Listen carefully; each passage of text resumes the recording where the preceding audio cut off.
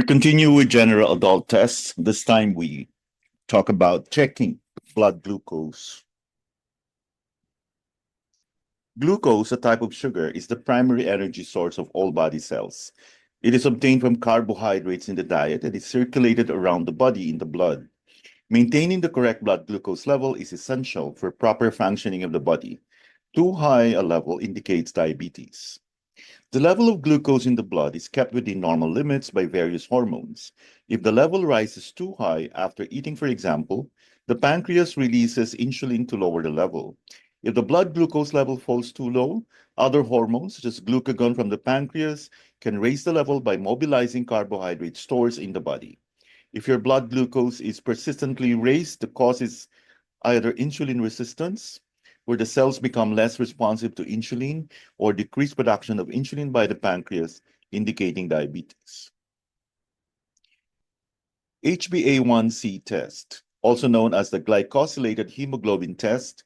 The HbA1c test provides a measure of your average blood glucose level over the previous few months. In the blood, glucose joins to hemoglobin, the oxygen-carrying component of blood, forming glycosylated hemoglobin, or HbA1c. The level of HbA1c is not significantly affected by recent food intake, so it provides a good overall picture of your longer-term blood glucose levels. The HbA1c test itself simply involves giving a blood sample for analysis. The blood levels of HbA1c may be given in terms of its concentration, millimoles per mole, or what percentage of the blood's hemoglobin is in the form of HbA1c. A level under 5.7% or 42 millimoles per mole is considered normal. You can monitor your blood glucose by using a finger prick to obtain a drop of blood, putting the blood on a special test strip, and then inserting the strip into a glucose meter. Alternatively, you can use a flash monitor, which is a sensor worn on the skin that detects glucose in the body tissues.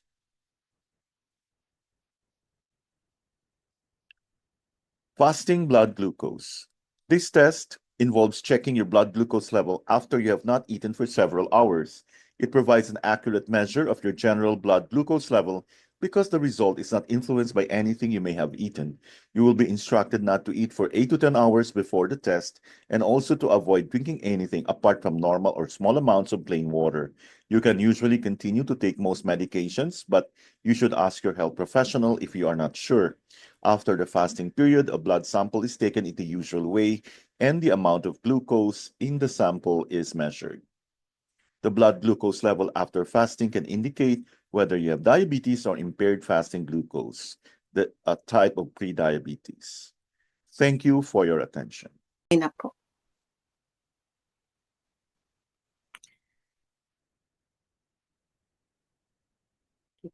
Let's have pathology about empty conditions.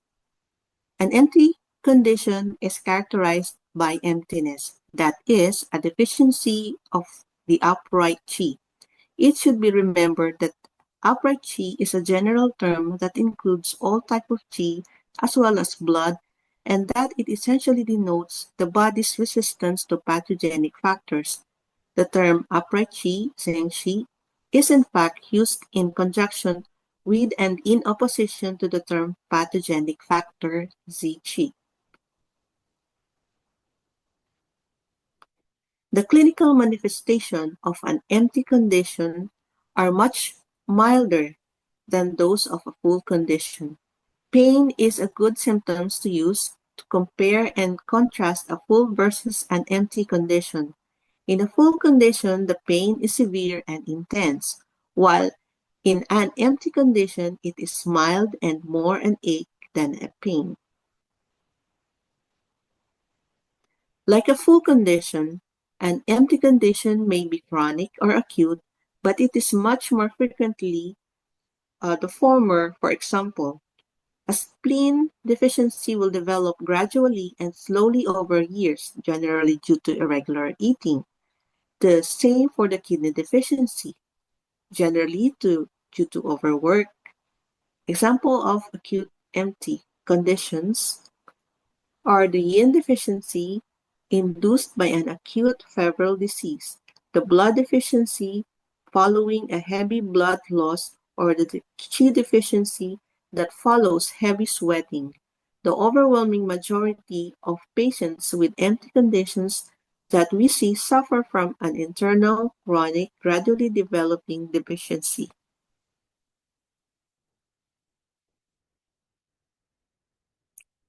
An empty or deficient condition is characterized by a deficiency of the upright Qi. Thank you for your attention. Good day. Today we'll talk about Foot Yang Ming Stomach Meridian, Stomach 23, Tai Yi, or Great Oneness. This is the illustration of the stomach 23 point Tai Yi on the upper abdomen, 2 chun lateral to the anterior median line, 2 chun above the umbilicus. Stomach 23, Tai Yi, Great Oneness, Supreme Unity. The term Tai Yi means supreme unity. Ellis, Weisman, and Boss, 1989, quote Lao Tzu in the Tao Te Ching, the 10,000 things spring from one. The stomach and middle jiao are the source of post-heavenly chi. This point treats disorder of the middle burner and stomach channel. As the unity divides into two, so this point, situated at the start of the small intestine, can assist with the separation of the turbid and the pure. Supreme unity can help return a person to their center, to a place of nourishment and security. When there is proper process and integration of food and experience, body, mind, and spirit can be conscious of the support and bounty in their life. Great Oneness is a pause after the transitions of the Bridge Gate Stomach 21 and Border Gate Stomach 22. Now there is a moment for appreciation. At this point on the stomach meridian, the stomach being the place of supreme unity, body, mind, and spirit are gathered to a sense of wholeness in the unity before the next gate further along the meridian. If the pulse has a great roughness to it because it lacks stomach chi and the person shows sign of disintegration at the level of body, mind, and spirit, this point can help restore them. Tai Yi is also the name of the star related to the abdomen in Chinese astrology. Harmonizes the middle jiao and calms the heart, strengthens the spleen for weakness in the legs, agitation, and pain in the stomach. Indications helps body, mind, and spirit feel more integrated, agitation from stomach pain, weakness in the limbs. For those who are too grounded and immovable, or conversely, are insecure or fail to harvest in life, this point helps bring our heavenly and earthly aspects together so we can feel integrated and whole once more. It is named after a star in Chinese astrology that relates to the abdomen. The action of this point on calming the spirit and treating psycho-emotional disorders is attributable to three factors. Its ability, like the several points of the stomach channel, most notably Fang Long Stomach 40, to assist the spleen in transforming phlegm. Number two is the internal connection between the stomach divergent channel and the heart zhang. And third is the meeting of the stomach channel with the governing vessel and thus the brain at points Shenteng Du 24 and Renzong Du 26, both of which strongly influence the brain and spirit. Although there are many causes for the formation of phlegm, disharmony of the stomach and spleen is the most common. Once formed, phlegm or phlegm heat may rise to veil the portals of the heart and disturb the spirit, leading to such symptoms as mania, depression, agitation, and mad walking. The heart channel ascends to the Root of the tongue. When phlegm blocks the heart, there may be tongue thrusting, where the tongue is repeatedly thrust out of the mouth like a snake's tongue. This symptom is most commonly seen in the pattern of phlegm heat accumulated in the spleen and heart, although it is also differentiated into spleen and kidney deficiency heat and may be seen in epilepsy. It is frequently accompanied by a red distended tongue, ulceration of the tongue, and thirst with desire for cold fluids. The name Tai or supreme unity refers to the state of the undifferentiated oneness that, according to Taoist theory, existed before the arising of yin and yang duality and the separation of heaven and earth. One explanation of the naming of this point is that Tai or stomach 23 lies close to the region of the abdomen that brings about separation of the pure and impure contents of the digestion, where this process has not yet taken place. The dual action of Tai, stomach 23, on psycho-emotional and abdominal disorders such as pain and diarrhea renders it especially suitable for conditions where both present together. This combination of symptoms is commonly encountered in patients who present with anxiety focused both on the chest and abdomen, accompanied by palpitations, tightness of the chest, abdominal pain, and diarrhea. Thank you for your attention. We continue with our discussion of the spleen patterns. This time we talk about spleen-yang deficiency. This is due to spleen-yang deficiency failing to warm and transport and transform and generating interior cold symptoms. It is also called the deficiency cold pattern of the spleen. Key symptoms: Qi deficiency symptoms and deficiency cold symptoms. Clinical manifestations: poor appetite, abdominal distension, abdominal dull pain, which can be relieved by warmth or pressure, cold limbs, shortage of qi, fatigue, lack of strength, white complexion, a bland taste in the mouth, no thirst, loose stool, general edema, scanty urine or profuse dilute and white leukorrhea, a pale and plump tongue with or without teeth prints, a white and slippery coating, and a deep, slow, and weak pulse. Analysis. This pattern is mainly caused by the further development of spleen qi deficiency, by excessive intake of raw and cold food, by excessive intake of cold or cool medicines damaging the spleen yang, by kidney yang deficiency failing to promote the spleen, or by insufficient Mingmen. Life gate, fire leading to failure of generating fire in earth. This is analysis of spleen yang deficiency pattern. When the spleen fails to transform and transport, this will cause poor appetite, abdominal distension, and loose stool.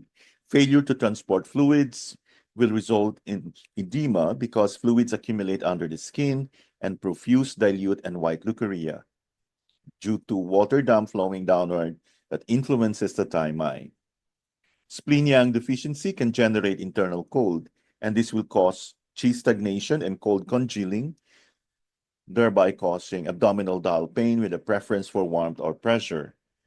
Generating internal cold will result in failure of warmth, leading to cold body and limbs, white or bright white complexion.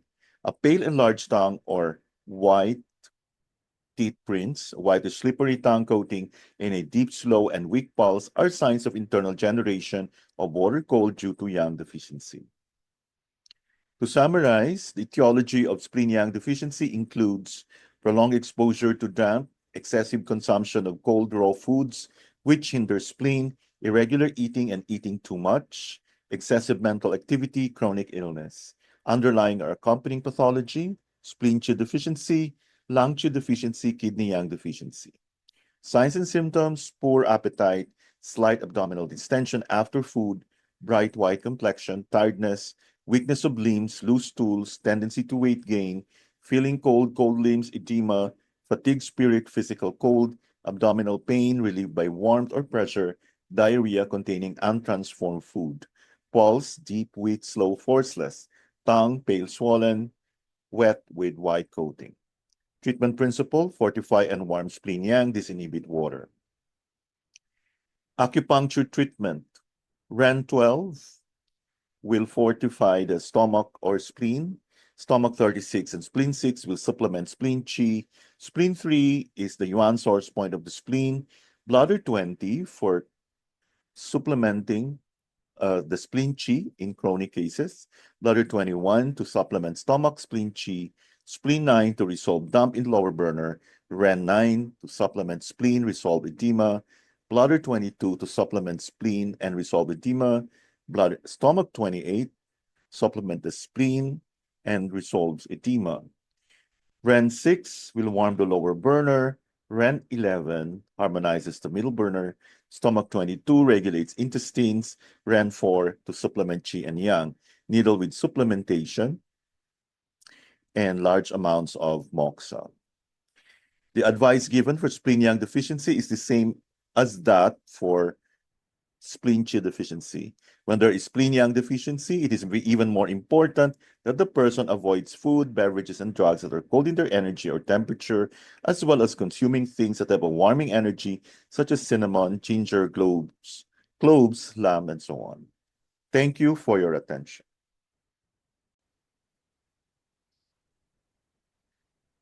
Let's now go to inquiring. Let's discuss common symptoms of sense organs. For common symptoms of sense organs, for ear, deafness and tinnitus. These two conditions result from similar mechanisms and often occur together. Clinically, they could be divided into strength or deficiency. Strength deafness or tinnitus are mostly due to flaming upward of liver fire or dampness heat in the liver and the gallbladder. The clinical features are abrupt onset of deafness and tinnitus that persist and are accompanied by thirst, a red complexion, a red tongue with yellow coating, and a rapid and forceful pulse.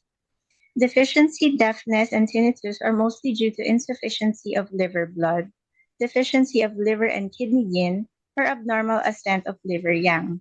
The clinical features are gradual onset of deafness and tinnitus, persistent course with frequent remissions, dry irritation of both eyes with decline in visual acuity, and a pale tongue. Or there are dizziness, hotness in the five centers, a red tongue, and a thread-like and rapid pulse. For earache, this is mostly due to dampness heat or to the heat evil attacking the ear. There are often inflammation of the ear or drainage of pulse.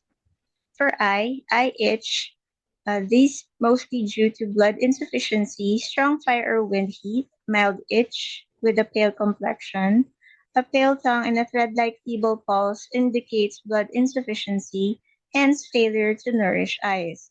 Severe itch with inflamed sclera, a red tongue with yellow coating, and a rapid pulse indicates fire heat. Extreme itch of both eyes with light sensitivity and tearing indicates wind heat. For dry and irritated eyes, this is mostly due to insufficiency of liver blood or insufficiency of liver and kidney yin. In either case, the mechanism is the eyes losing their nourishment because of insufficiency of yin blood. Eye distension, this is subjective sensation of internal pressure forcing the eye to stretch. If accompanied by inflammation of the sclera, eye strain, a red tongue with yellow coating, and a rapid pulse is due to exogenous wind heat. If accompanied by a bitter taste and a dry throat, distension and pain in the flanks, and a taut pulse, it is due to flaming upward of liver fire or abnormal ascent of liver yang. And for night blindness, this is mostly due to insufficiency of liver blood and deficiency of liver and kidney yin, so that the eyes lose their nourishment. Thank you for your attention.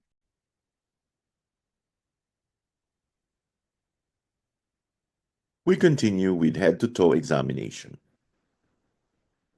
Mouth and oropharynx. Observe movement of the mouth and lips and note any asymmetry. Inspect the lips for symmetry, color, edema, and lesions. Note odor of the patient's breath. Inspect the buccal mucosa and gums for color, ulcerations, lesions, or trauma.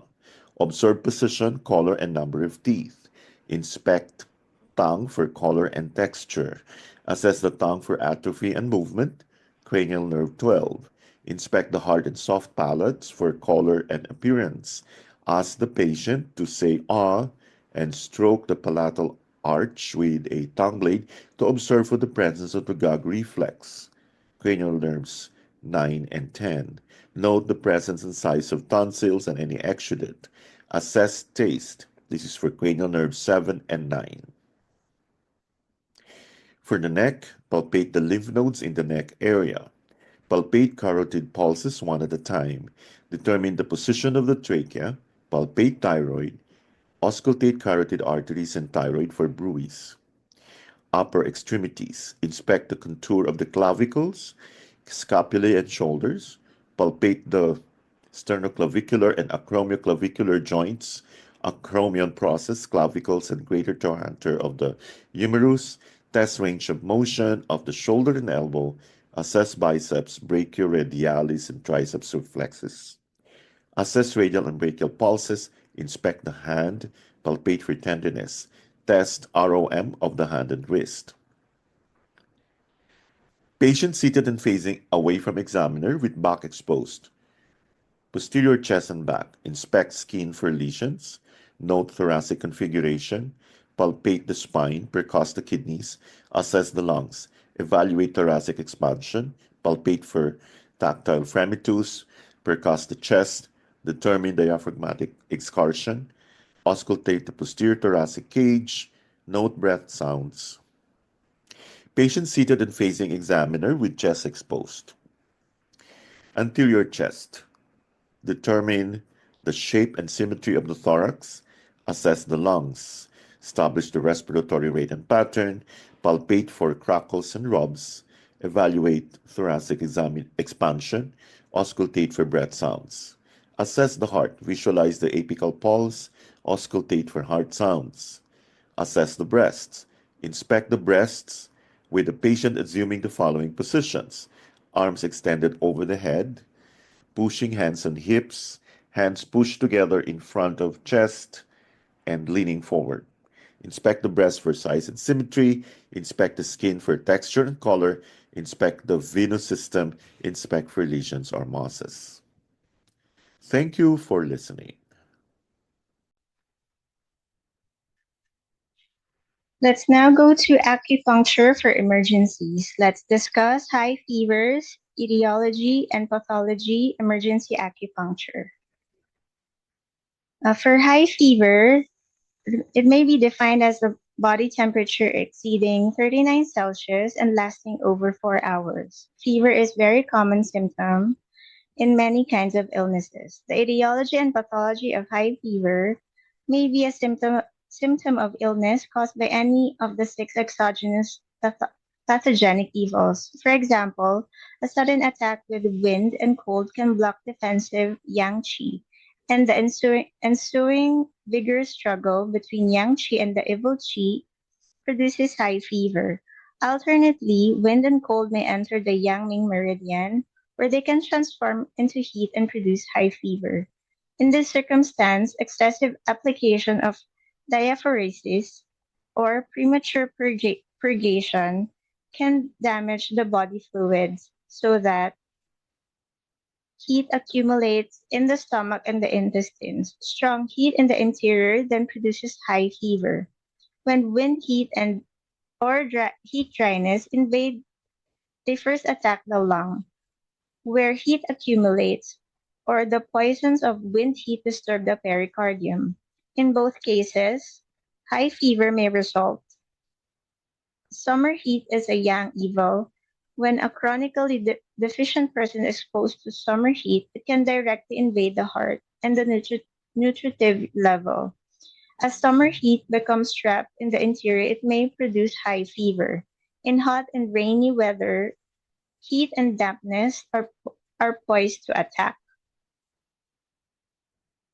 If proper diet injures the spleen and the stomach as well, then the simultaneous action of the exogenous and the endogenous induces accumulation and gelling of dampness and heat in the interior, leading to high fever. Pestilential poisons are highly contagious, pathogenic evils. Attack of such poisons can be fulminant, so that they pervade the chi level or lodge in the nutritive or blood level. High fever appears rapidly. In summary, high fever reflects vigorous struggle between genuine and evil chi as the body responds in total to invasion by the exogenous pathogenic evils. It is a necessary result of the imbalance of yin-yang with ascendant yang.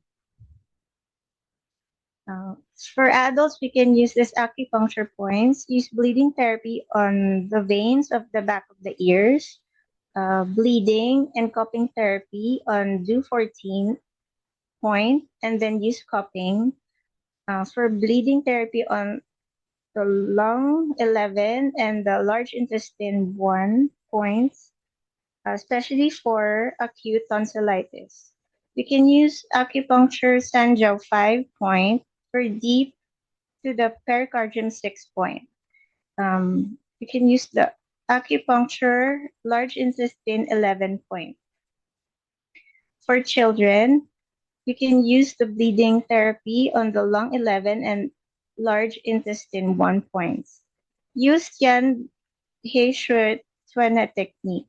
There are many Tuana massage therapists in Chinese medicine to solve diseases in children. The Tian He Shui massage is one of them and is used for a child with a fever. We can press and push several times the skin on the palm side of the front arm, for example, the pericardium 6 point. This means to open the Tian He Shui. We can also press and push the skin slightly from the far end of the front arm of the tip of the middle finger, palm side with the rest of the fingers bent several times. Then bend the child's middle finger to touch the palm. Press the child's middle finger to his palm several times. The operator's finger does not touch the palm of the child. After the child starts to sweat, the fever starts to reduce. It usually needs about 5 to 10 minutes. If the body temperature is very high, the pushing manner starts from the elbow to the fingertip. Third, if the fever is still there, and if the child's lips and face are blue in color, a cold condition, push the index finger, the middle finger, and the third finger all from the fingertip to the pericardium 6 point. If the child's lips and face are red in color, a sign of a fire condition, push from the pericardium 6 point to the fingertips. Fourth is we can press the pericardium 6 point several times again to end the operation. This is a required step. The fingertips are to press the skin very slightly. For a boy, use his left arm and hand. For a girl, use her right arm and hand. In addition to acupuncture, Chinese herbal therapy is another powerful choice to reduce fever. Thank you for your attention. Erectile dysfunction, stasis of essence, and phlegm.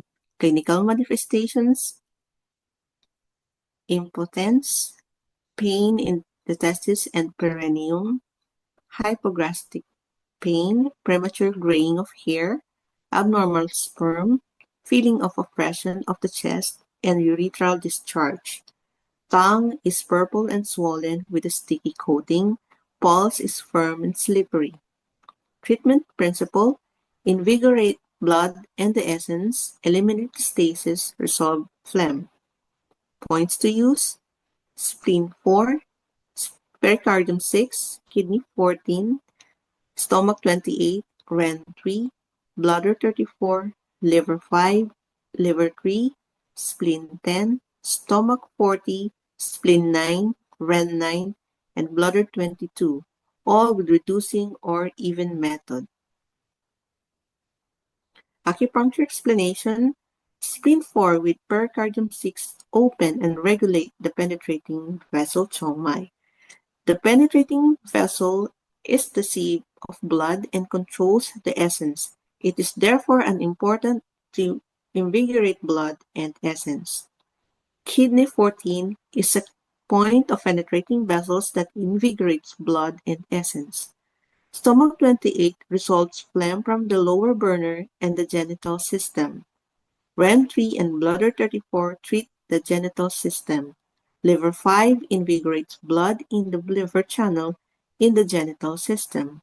Liver 3 invigorates blood and essence. Spleen 10 invigorates blood. Stomach 40, spleen 9, REN 9, and bladder 22 results phlegm from the lower burner. Thank you for your attention.